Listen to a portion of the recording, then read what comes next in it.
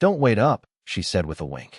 That was 3 hours before I sat across from the bank manager closing her personal savings account, the one I built, funded, and never touched. I had the passwords. I had the marriage certificate. And after tonight, I had zero reason not to. She walked through the door humming a song I didn't recognize, swinging her keys like life was a rom-com. I watched from the kitchen table, pretending to scroll, heart pounding in my chest like a second clock. She looked radiant, happy, the kind of glow I hadn't seen since our honeymoon. Only this time it wasn't for me. I said nothing. She said everything with that smirk.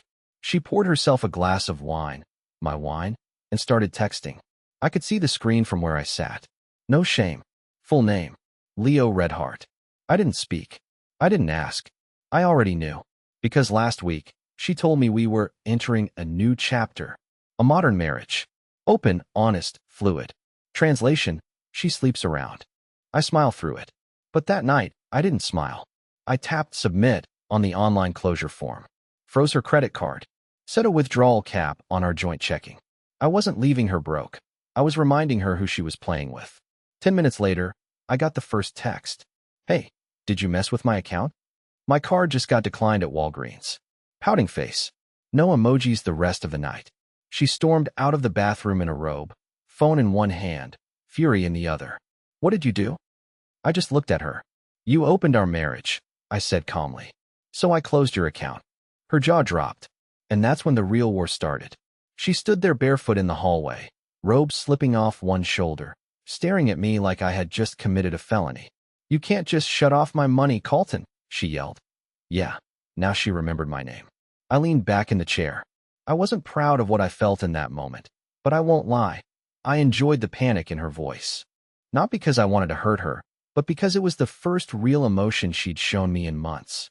Ever since she decided we were going to be one of those couples, the kind who go to parties separately and come home with stories we're not supposed to question, she's been on autopilot.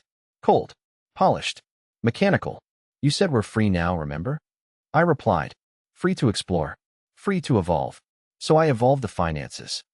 She threw her phone on the couch and started pacing like a caged animal. You're being vindictive, she snapped. This is financial abuse. I almost laughed. Financial abuse? The same woman who hadn't paid a utility bill in 5 years? Who quit her job to pursue intuitive healing and then used my health insurance to get acupuncture covered? I stood up, calmly, deliberately. No, I said, this is clarity. You opened the door to other men. I closed the one labeled free ride. We're evolving together. Her face flushed red. She tried to grab her phone to call her sister, probably to scream about how I was turning into a controlling maniac, but her banking app still wouldn't load. Password changed. Access removed. Credit card frozen. That's when she really panicked. Not because of the money, but because the illusion shattered. She didn't think I had it in me. For years, I'd been the soft husband, the pushover, the let's talk about our feelings guy. I cried during Pixar movies. I wrote her anniversary poems. I once drove 2 hours in traffic to bring her a wheatgrass shot when she had a cold. She thought I'd just roll over and meditate through it. Let her sleep with Leo while I folded the laundry. But I'm not enlightened. I'm not zen. I'm done being the quiet one. That night, I didn't sleep. She locked herself in the guest room and left the light on till morning, probably hoping I'd apologize. Instead, I drafted the next move, something that would take this open marriage into territory she never considered. And no, it wasn't cheating. It was something much smarter. She didn't come out of the guest room until noon. I was sitting on the patio drinking the last of the oat milk she loves so much, watching the neighbor's dog bark at nothing. I heard her heels clicking in the hallway. Yes, heels, for a Thursday afternoon Pilates class. With full makeup. I didn't even ask. I already knew who was picking her up. She didn't say goodbye, just slammed the door. Minutes later, a sleek gray BMW pulled into the driveway, and out stepped the man himself, Leo. I couldn't see his face, but I recognized the smug energy immediately. He didn't look at the house, just honked once. She practically skipped down the steps. I waited exactly 15 minutes. Then I Googled the name of the boutique architecture firm she once bragged Leo worked at. He's a genius with wood and light, she told me once, while I was unclogging our shower drain. I found the office, 20 minutes away. Easy. I walked into the lobby and asked for him by name. The receptionist raised an eyebrow but didn't hesitate. "Oh, Leo? He's just finishing up a design consult. You can wait by the model shelf." So I did. I waited 10 minutes, maybe 12, staring at the tiny wooden houses lined up like dreams that never came true. I imagined the one he was building with my wife in his mind. The future she was sketching behind my back, with someone who didn't even have to know how many bills she racked up on Amazon Prime every month. When he finally walked out, he was laughing with a younger couple, probably clients. He didn't recognize me. I let him pass, then followed him down the hall. "Leo," I said calmly. He turned. "Yeah." I smiled. "Just wanted to meet the guy who's been driving my wife to Pilates." I figured I should say hi. After all, I'm the one who pays for the mat.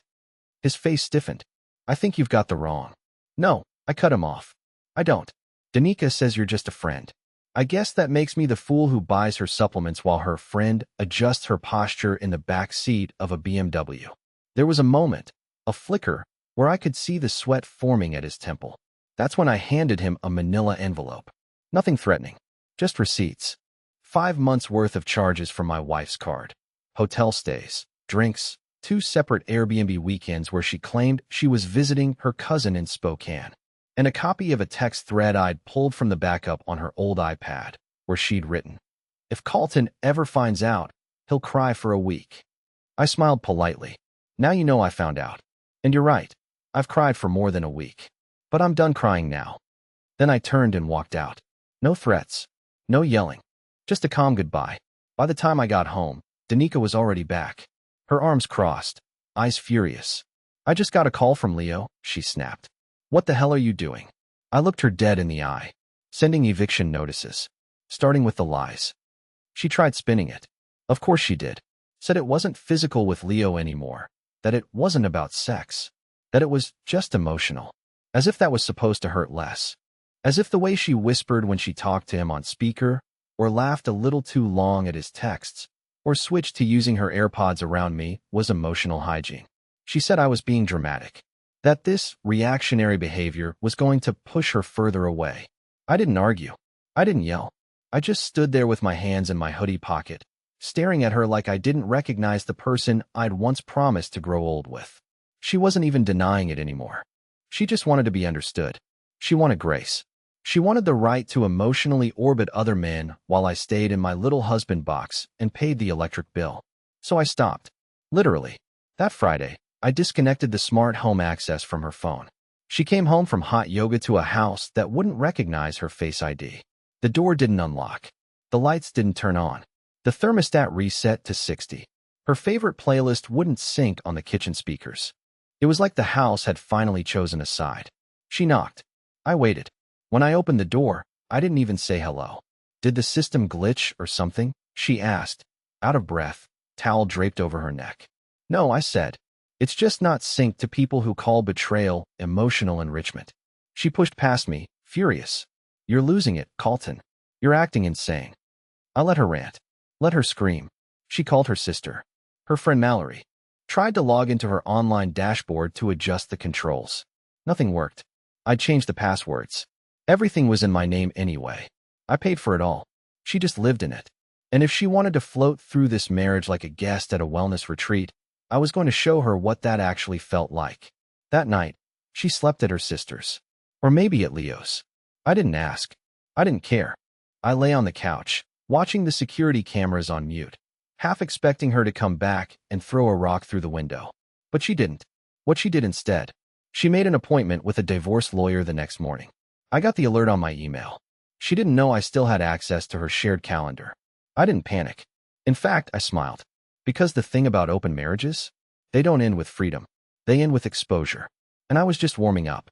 I wasn't looking for revenge. I swear. I wasn't sitting around rubbing my hands together like some cartoon villain. I just wanted truth. Honesty. Something raw and unfiltered, after months of feeling like I was married to a carefully curated brand instead of a person. But the truth? It came to me. I didn't even have to search. It started with a DM request on Instagram from someone named Kelsey Hartwell. Profile picture, hiking boots, mountain range, those micro braids that look like effort and chaos all at once. I almost deleted it. Thought it was spam. Then I read the message. "Hey, I think we should talk." I'm Leo's girlfriend. Or I was. Until 5 minutes ago. I just stared at the screen for a full minute. It didn't make sense. Danica told me Leo was emotionally free, solo poly, non-attached. She made him sound like some kind of enlightened vagabond who floated through life without baggage. But nope. Turns out he had a whole relationship. A live-in one. Kelsey found my name after reading a text on Leo's phone. A screenshot of Danica telling him I finally stopped whining and let her have what she needed. Kelsey searched me on Facebook, saw our wedding photo, followed the tags, and ended up in my inbox. We talked for an hour. Traded details. Dates. Receipts. Turns out while Danica was healing with Leo on weekend retreats, Leo was telling Kelsey he was at contracting jobs. While Danica was preaching about open love and liberated masculinity, Leo was secretly deleting messages and keeping 2 calendars. One for Danica, one for Kelsey. The irony? She was more furious than I was. You stayed married and paid her bills? She asked. I paid his rent. I let him borrow my car. And this dude had the nerve to play spiritual God between you two like he was above it all? For the first time in months, I laughed. Actually laughed. It wasn't joyful. It was hollow. But it felt good. That night, I printed out a new envelope. One just like the one I gave Leo. This time, I gave it to Danica. She didn't even open it at first. Just looked at me with that tight, fake calm she always used when she felt cornered. What's this? Truth, I said. The kind you claim to love. She didn't say a word. Just walked into the bedroom and shut the door. 5 minutes later, I heard her sobbing. Not cute crying. Ugly, broken sobs. I stood outside the door for a moment. But I didn't go in. Because I finally understood something. She didn't cry when she hurt me. But now that someone else lied to her, suddenly, everything was a tragedy. The next morning, she made me coffee. That's how I knew she was scared. Danica never made coffee. She curated experiences. She called that more intentional. But there she was, in one of my old flannel shirts like nothing ever happened, holding out a mug like it was an olive branch. I think we should talk, she said quietly, eyes puffy, voice soft. I took the mug, didn't drink it, just set it down and looked at her. Not with anger, not with hatred, just with the dull, exhausted weight of someone who'd been wrung out too many times and finally stopped bleeding. I don't know where to start, she said. Everything just got out of hand. Out of hand. No, a spilled drink at a party gets out of hand. What she did, that was calculated, planned, packaged. She built her betrayal out of yoga mats, retreat brochures, burner phones, and gaslighting. I didn't say anything. And that silence? It did more damage than any screaming match could have. She started to ramble, told me Leo was a mistake, that she felt manipulated, that she was vulnerable when it started. She cried again. Not like the night before. This time it was performative, slower, controlled, like she was trying to cry just enough to look heard, but not broken. Still salvageable, still powerful. She reached for my hand. I moved it. Her face cracked. Colton, please. Still, I didn't speak. I just got up, walked to my laptop, and opened a folder labeled Shared Assets Review. Inside, screenshots of everything I documented over the past 3 months. Hotel receipts. Deleted texts recovered from her cloud. Her calendar. A timeline. Leo's other relationship. Kelsey's statement. Everything. I'm not giving this to a lawyer, I said finally. I'm giving it to you. To read. Because I want you to finally sit down and look at what you actually did. Not just how it made you feel. Not how it happened to you. But what you actively created. She didn't move. You wanted an open marriage, I added. So this is your open ending. I handed her the USB. She didn't touch it. Instead, she stood there in my shirt, looking smaller than I'd ever seen her. Like someone who realized too late that the rope she'd been pulling on for freedom was wrapped around her own neck the whole time. That night, I got an email. Not from her. From her lawyer. Subject line, request to initiate mediation. She wanted to peacefully dissolve. But this time, I had conditions. And she was about to learn that I wasn't the same man who used to write poems under her pillow. We met at a lawyer's office that smelled like disinfectant and old leather. She was dressed like she was attending a seminar. Hair smooth, blazer buttoned too high, expression blank. I wore a hoodie, the same one she used to steal for movie nights. Her lawyer smiled too much. Mine didn't smile at all. We sat across from each other with a heavy table between us, but it might as well have been a canyon. The woman sitting across from me wasn't my wife. She was a strategist now. Cool. Professional. Hollow. The plan was to divide everything equitably. I had my list. She had hers. But when her attorney began talking about spousal support, I actually laughed out loud. I didn't mean to. It just slipped out, like a reflex when you hear something so absurd your brain can't process it. Danika's eyes didn't blink. We believe she's entitled to a transitional stipend during this difficult period, her lawyer said smoothly, like he was reading off a menu. Entitled? I repeated. To what? Emotional hazard pay? My lawyer placed a small stack of documents on the table. Quietly. No theatrics. Just the facts. A copy of our prenup. Bank statements. Payment logs. Proof that I funded her entire healing journey for the past 3 years while she spent her energy aligning chakras and shattering vows. But that wasn't the part that broke her. What broke her was the printout I laid on top of the pile. An offer. Not legal. Not financial. Personal. One last option. I told her. She could walk away with a clean financial break. No payments, no lawsuits, no exposure, if she agreed to one thing. A filmed statement. No names. Just her voice. Just a confession of what she did, from start to finish. No spiritual spin. No buzzwords. Just the story of a woman who turned marriage into a buffet line and cried when it didn't end with dessert. She froze. You're blackmailing me, she said, but her voice cracked. No, I replied. I'm offering you peace. A quiet ending. You built this story. I'm just giving you a chance to end it honestly. Her lawyer tried to object, but she waved him off. She looked at me for a long time. And for the first time since this all began, I saw it. Not guilt. Not shame. Fear. Fear that she no longer held the narrative. That the man she once considered harmless had learned how to draw a line. And meant it. I need to think about it, she whispered. Take your time, I said. But just know, this isn't about revenge. It's about truth. The thing you kept asking me for, while hiding everything. We left in silence. That night, she called me. And what she said, it changed everything. She called just after midnight. Not crying. Not angry. Just quiet. The kind of quiet you hear when someone finally realizes they aren't in control anymore. Not of the story, not of the outcome, not even of themselves. I'll do it, she said. The statement. I'll say everything. I didn't gloat. I didn't say I told you so. I just nodded into the silence. Okay. 2 days later, she recorded it. In a rented audio booth. No names, no blaming. Just raw truth, spoken out loud by someone who had spent years twisting it into something unrecognizable. She sent it to me with a single line. I don't know who I am anymore. But I think this was the first honest thing I've done in a long time. I deleted the file the same night. Not because I had to. Because I didn't need it anymore. I'd already won. Not in court. Not on paper. In peace. In finally learning that I didn't have to destroy someone to be free of them. I just had to stop waiting for them to fix what they broke. The divorce finalized smoothly. She didn't fight it. No support, no drama. She moved out of state a few weeks later.